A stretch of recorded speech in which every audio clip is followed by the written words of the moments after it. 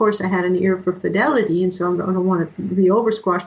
But I can tell you that when we add a lot of compression, what we're doing is we're ironing out those dynamic changes. And essentially what that does is it allows us to listen to music for longer because it's not dynamic and it's not waking us up. So there are pros and cons to having hyper-compressed audio. When it's really compressed, you can put it on in the car, or you can put it on at the club, or like gym, health club, right? And it won't disturb you, and you'll listen to the whole record top to bottom. But if it's constantly getting louder and softer and louder and softer, and you're having to play with that volume knob, it's going to take more effort to listen to. Mm. So this happened. Yeah, and so that probably goes into what you were mentioning on another interview as well, in that the more times that you listen to something that's neutral or liked, you get to like that more until it hits a certain saturation. Yes. And so if it's louder, if it's compressed more, then you listen to it more often. Can listen to it more often, you're going to like it more. Good point. That's Berlin's 1971 theory of liking and how familiarity influences liking. When things saturate the marketplace, the odds are really good that often we're going to hear a song that we have no particular feeling for. We're going to hear it when we're in a really good mood, feeling really good. Might be out, I don't know, you're shopping or you're eating in a restaurant or you're having a good time, you're visiting with friends at a bar or something, and that song comes on and you're feeling really good. And the whole brain is encoding that song. So as that song is activating your cortex, so are the sights, sounds, smells, and the endorphins, the feelings, the neurotransmitters. I feel great. And then later, when you hear that song in another setting, you might get a little trickle, just a little trickle that might remind you of those people. You might not even consciously know why. It might remind you of what you were eating, or it might just make you feel good a little bit. Those things just kind of develop like that. That happens for me with Stunt. Stunt was at a perfect spot in my life, and it's still a music that I think I would have liked anyways, but it hit me at the time in my life when I was out, and it was in my grad school years, it was my late college years, where I was enjoying and out listening to stuff, not in the bar, but we'd go to the pool halls and just play pool all night with me and my fellow grad students and just sit there and talk theories. And so that was always playing in the background. We always had Stunt as our background to our grad school years. Mm-hmm. And so to me, it brings up all those happy memories from that time.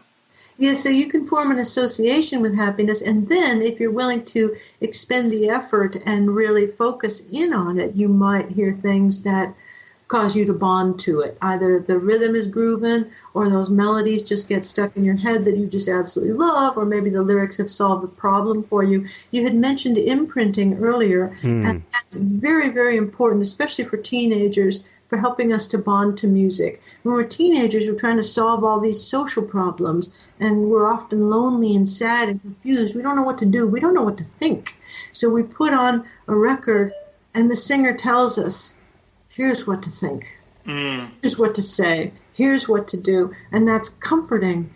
And we bond and get attached to someone who's a caregiver and is taking care of us when we're sick or hurting or sad.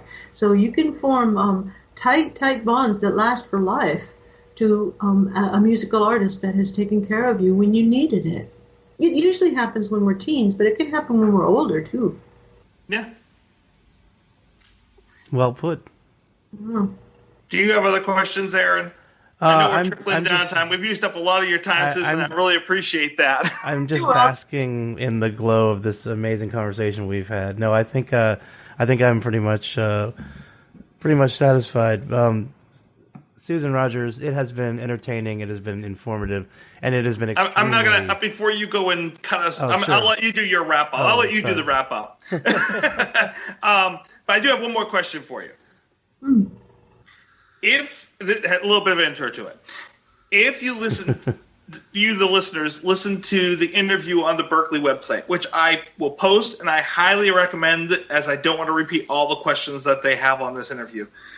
You talk about Susan, how you decided to get into musical engineering and you sent away to the Army for their training manuals on electronics. You taught yourself. You sold yourself to the audio industries as a trainee on the MCI machines by pushing your credentials and even kind of like being overly enthusiastic at times about what you have and what you had to bring to it. Your favorite artist was Prince, and you saw the opening as a tech engineer, and so you just went for it. But you were also a really hard worker and a learner. Is it fair to say that your life hasn't been so much about luck, but it's about I'm going to reach for what I want and I'm going to commit myself to it. I'm going to believe in myself?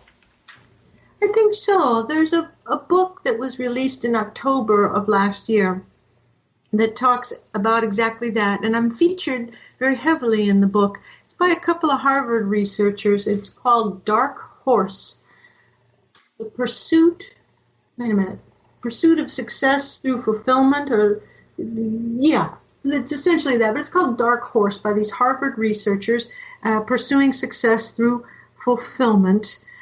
The lead author is Todd Rose, like the flower rose.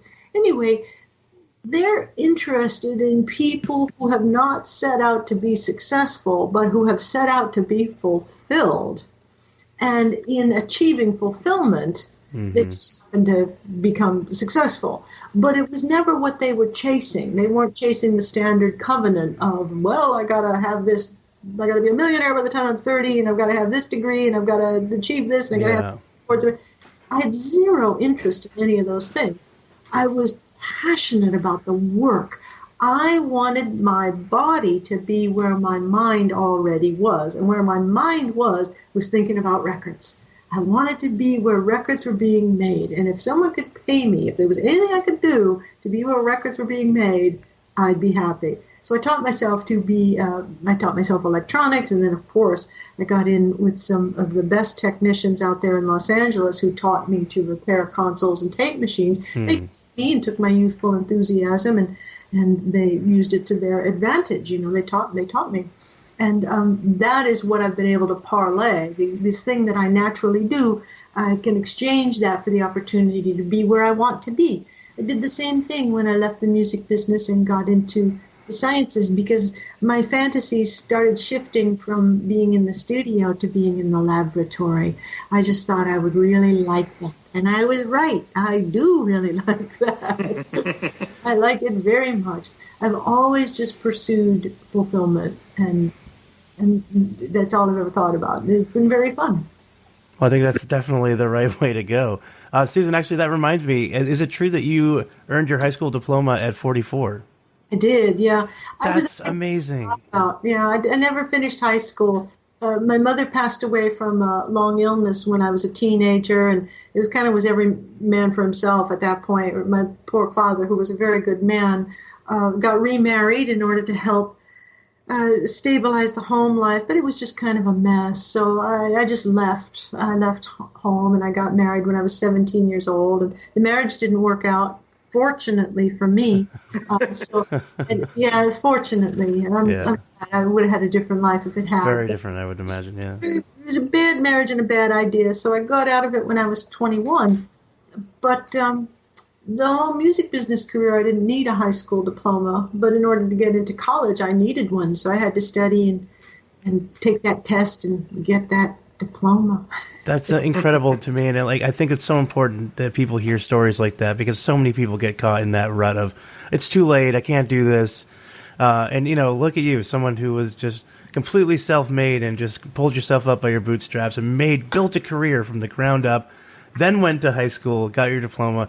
Now you're a doctor of psychology, you're a professor at Berklee, you tour the world giving these talks. What an incredible life, and thank you so much for sharing it with us. Thank you for your questions and for letting me go down memory lane about some of the happiest memories I've ever had.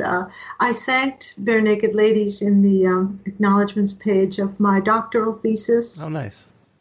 All of that was possible thanks to them and the success that I enjoyed with them. I had successful records before, but not commercially successful, artistically successful, but I'd never done a big pop record before until those guys.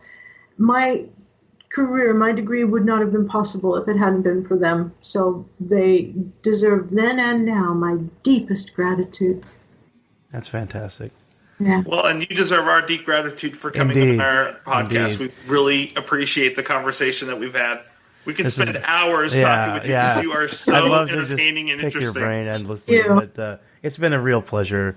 Thank you so much for sharing your time, your knowledge, and your stories with us. You're welcome anytime.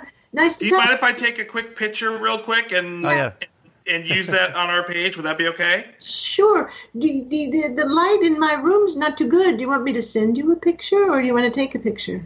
It is okay. We can take one. Like I got a good picture here. Okay. Do you want to smile, Aaron? I don't smile, Tracy. You don't smile. I'm a musician. I got you laughing, so that's good enough. Oh, but it's horrible on me. All right, there we go. It's good for me because you got half of my face. Half of my face is outside the picture. Again, thank you so much, Susan. We really appreciate it. It's been wonderful. Thank you.